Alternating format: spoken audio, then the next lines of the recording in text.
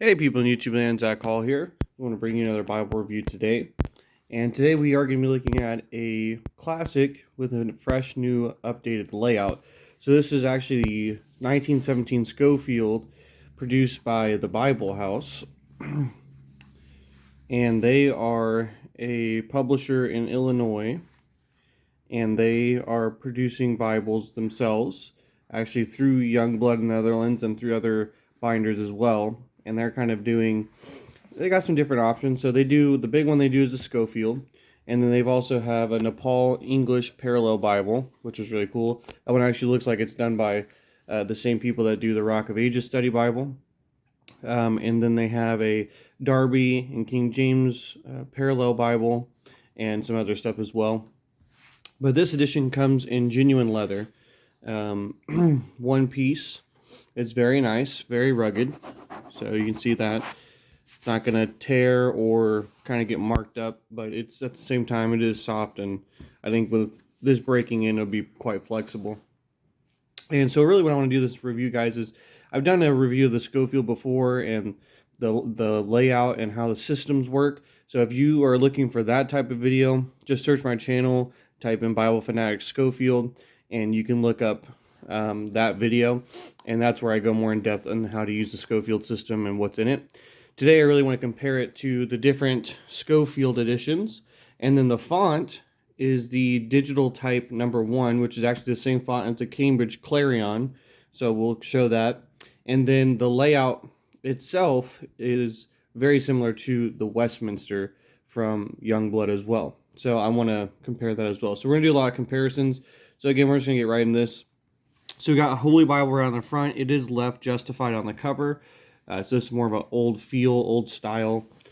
On the spine, you have Holy Bible, King James Version, and then the Bible House. And you've got some tooled hubs there as well. Comes with 2 ribbons, red and gold. These were frayed pretty bad when I got them. And many reviews that I've seen on this Bible, it seems like all their Bibles come like that. So if you get this, be prepared to have to do some fray treatment. So, you know, probably taking a lighter, gently passing over it, and then clamping them so that way they don't fray anymore. I did that, and we'll see how they hold up. I'll probably do an update on that. But Randy Brown also has a great video on what to do there for fray treatment. Now it came wrapped in this book cover, and so this gives you some information. You can see the updated layout there as well, and then there is their website. Here's some features, and again, this is exactly the 1917 edition, guys. So everything that's in the old edition is in this edition. They did not change anything. They did not put new notes in there or take out notes or anything. So if you're an old Scofield fan, this is definitely a good addition for you. This has a vinyl paste down liner. It is constructed well. It does seem to be reinforced as well with some bookbinders tape. You have a couple cardstock pages here in the front.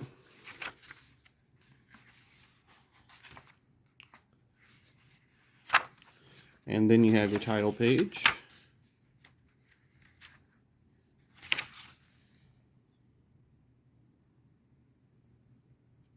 So you can see, edited by C.I. Scofield, 1917.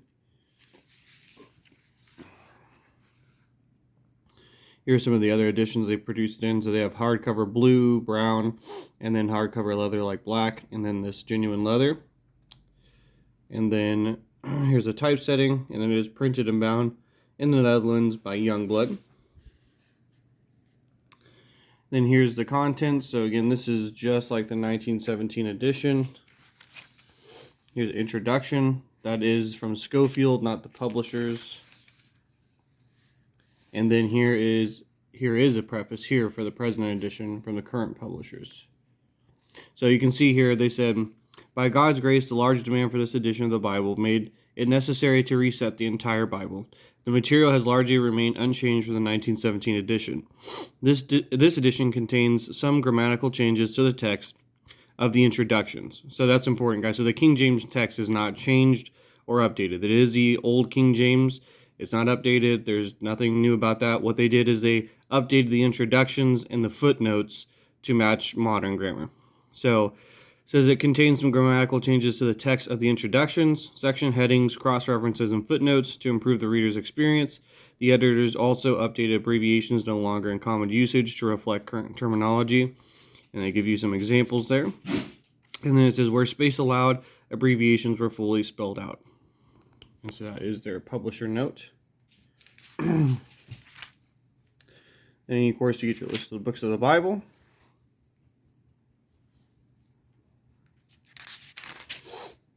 Panoramic view of the Bible. So if you're familiar with the Scofield, this is something that's in the 1917 edition as well. Old Testament title page. Get your introduction to the Pentateuch, just like the old Scofield. And then here is the layout, guys. This is a very beautiful layout. The Bible House did a great job on this. This is an 8-point font, digital 1 font.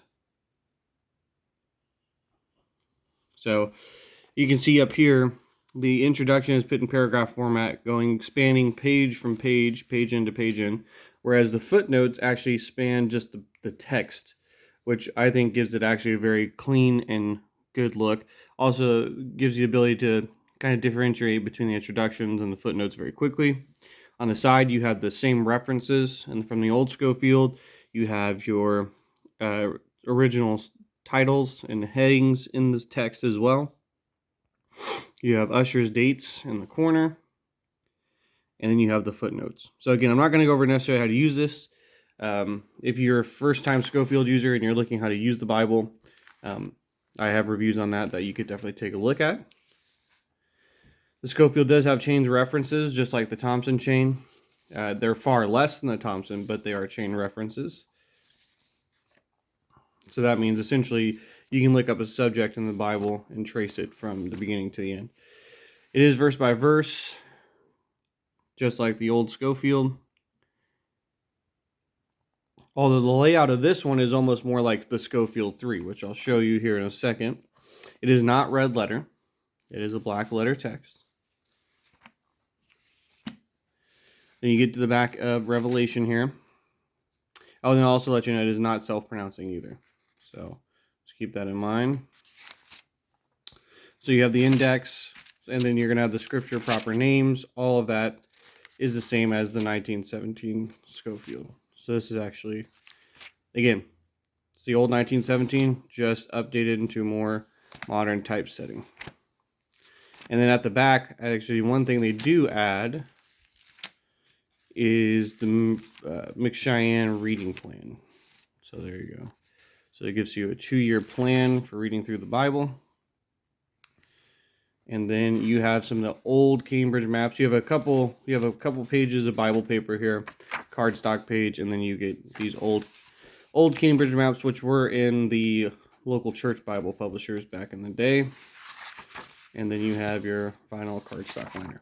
So now really the main thing I want to do is compare these. So we're just going to crack this open. Crack open the Scofield here.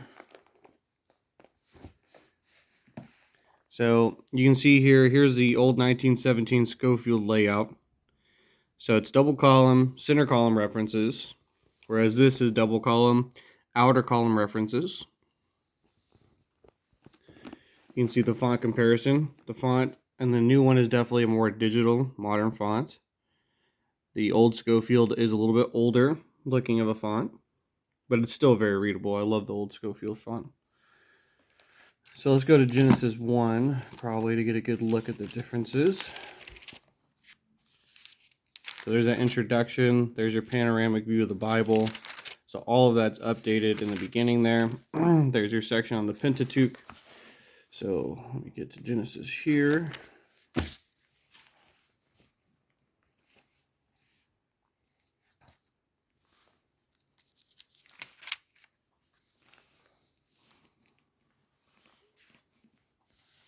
So here's how they compare. So you can see section headings are the same. You got your footnotes at the bottom. Those are exactly the same. The footnotes here are definitely bigger than here. These are definitely a little bit smaller than the text. So that was one thing. The old Scofield kept the footnotes the same font as the Bible text. This one seems to make this about a point smaller than the actual text. So this looks like it's an 8-point. This is probably around a 7-point font. So there you go. You have a lot more margin space in this Scofield just due to the layout. So there's a comparison to the old Scofield, guys. And then we're going to take a look at the Scofield 3, which I think this is what it's closer to as far as the look of it.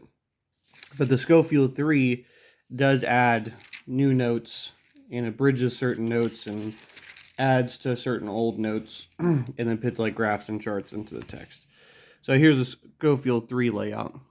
So you see double column, outer column layout. The footnotes though are more, or the footnotes are double column, instead of single column. So this one goes back to the original Scofield and puts the footnotes in single column instead of double. You see it has some graphs and charts there, has maps throughout, but you can see here on this page, this is pretty identical to what you're going to get in this guy. Although the font in the Scofield 3, I think you can tell, is quite a bit bigger. I think this is like a 9.5-point font, whereas this is an 8-point font. So let's flip this over. Obviously, Scofield 3 is indexed. The Scofield 3 is a little bit bigger as far as the footprint and a little bit thicker than this Scofield. And then the Scofield 3 comes with one ribbon. It is produced by Oxford only, whereas the old Scofield, you can get it from multiple publishers. And then this is the Cambridge Clarion. And the main reason I want to compare this is not because of the layout, but actually it's the same exact font, which, let me get that for you, because Cambridge only puts the font type in the front here. Because I feel like I was forgetting it. Yeah, Lexicon number 1 is the name of the font. Let's just go here and here. And you'll see this is the exact same font. So they are using a Cambridge font, Lexicon number 1. So that means even though this is an 8-point font, it's a little bit more readable than an 8. It probably reads more like an 8.5. Just like this on this side is 8 3/4, but it reads like a 10 because the spacing, the digital font, it's very beautiful. It seems to my eye that the Scofield is slightly darker in print than the Cambridge Clarion. So there you go, you see that text.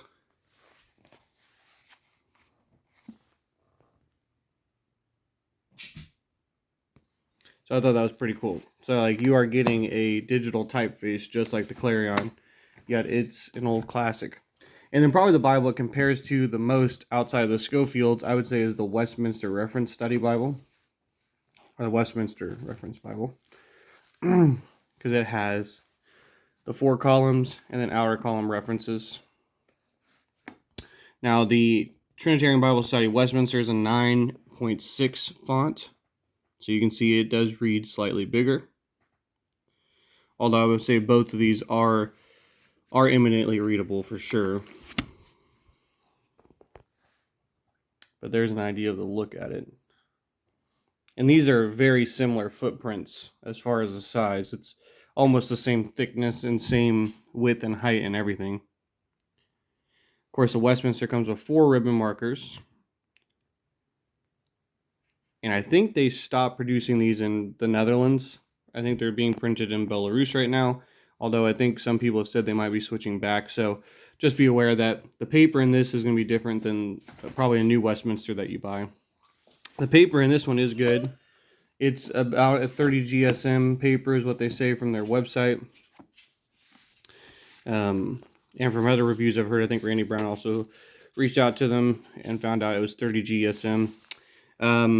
I do have some problems with page curl, depending on the temperature and kind of things like that, which that might be the fact that it was newer and just needed time to adjust to the climate.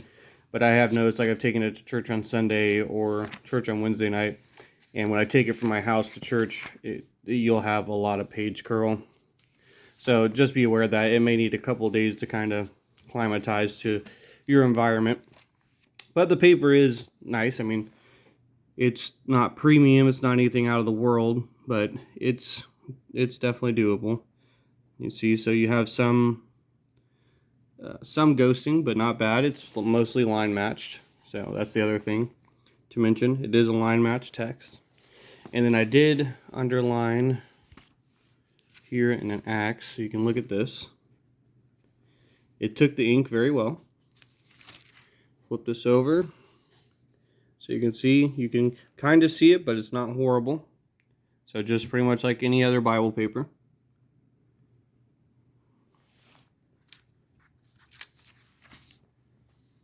And because of the spacing between the lines though, it is very easy to underline under this, so you don't feel like you're hitting the text below it. So it is spaced out very well.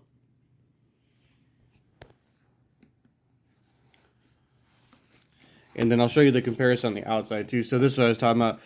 You see the calf skin here, the Mariva calf skin of the Westminster. And this is I did think this is a calf skin. I don't think it's Mariva. It's not as soft as the Mariva calf skin, but it's very smooth. It's going to be flexible once you get it broken in. Although it is a nice, they put a board in here, so it is a nice thick feel to it. The leather is actually pretty decently thick for a mass-produced Bible. You can see there. So it's got a board in it just like the Westminster does, and you can see the Westminster, when you get that board broken in, it does become pretty flexible. And this Bible does feel really good in the hands. So there's a look at the spine of these guys. And so guys, that is the review of the new Scofield, well, we should say the old Scofield, updated from the Bible House. And I think the best part about this, guys, is this Bible in the genuine leather, okay, is $64 on their website. All right, so you're getting a Bible that's essentially constructed the same as the Westminster. It has a lot of Cambridge Bibles, as some other premium Bibles. Now again, this is not, I wouldn't say this is premium. Obviously it's not edge lined, it's not art guild or anything like that, but for a tabbed in, taped in Bible here with a nice vinyl liner, a good piece of calfskin, you get 2 ribbons, nice gold gilding, a beautiful new layout of a classic, the Scofield. It's very nice with the same notes, so it's not updated. The King James text is the same. It did not update the King James text, but you get the same 1917 notes you do in the old Scofield, instead of the Scofield 3 where it updates a lot of the notes or puts in new stuff. So this is an amazing addition for $64. I mean, it's a steal at that price, I really think. And the thing is, when you buy a Bible from them too, they do donate to send Bibles to India. So they do have a partnership there as well, which is really cool. So I encourage you to check them out. They have some cool things. Also, they check out the Parallel English and Nepali Bible. The thing actually looks really cool. Even if you don't read Nepali, it actually would probably be a cool Bible because of the margins and stuff. Maybe I'll do a review of that one day. But anyways, this is the review, guys. I hope this was helpful to you. If you have any questions, comments, or anything I can help with, please put those in the comment section below, and I'll answer them as soon as I can. But thank you, guys. Take care, and God bless.